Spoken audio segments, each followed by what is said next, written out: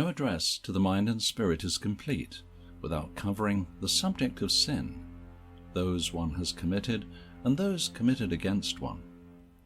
From the concept of karma to the church confessional to aphorisms like "you reap what you sow" or "what comes around goes around," there has always been some idea throughout mankind's history that happiness isn't possible while carrying the burden of sin. A failing of modern psychotherapy is that many therapists focus almost solely on what's been done to the individual rather than what they've done. While no doubt physical and emotional trauma needs addressed, explaining away the patient's transgressions as the result of a bad childhood or other reason never has and never will make someone better. And on the other extreme, shaming one for their misdeeds, threatening them with eternal damnation, isn't what I'd call therapeutic either. And here is one place Scientology and TROM see eye to eye. One is responsible for what they've done. Blame, shame and regret only make things worse, and one's transgressions must be examined if they're going to recover. Let's first define some terminology. Overts are what one does to others. Motivators are what's done to one. I commit an overt on you and you receive a motivator. Motivators motivate one to commit overts. In Scientology, there's what's called the Overt-Motivator sequence.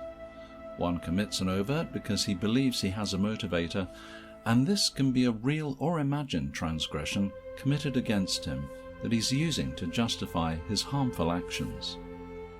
In TROM, there's what's known as the postulate failure cycle.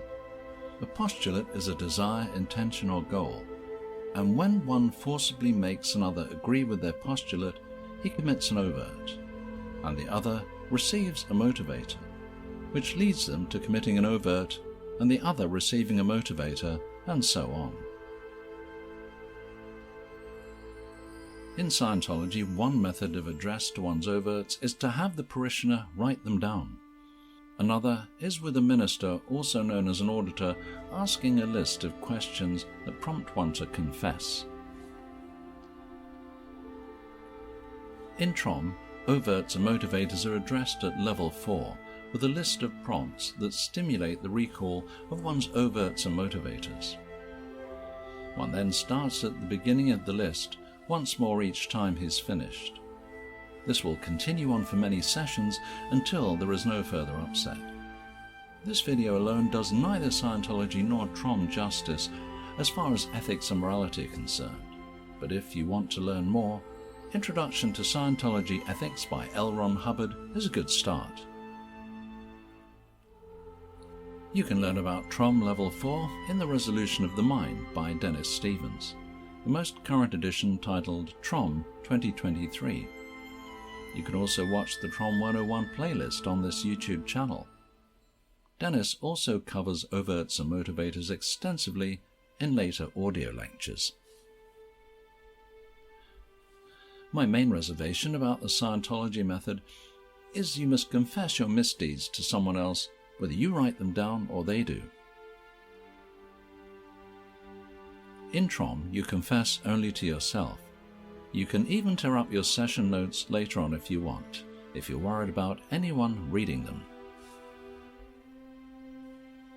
In any case, both Scientology and TROM are highly effective in this matter and both worth studying.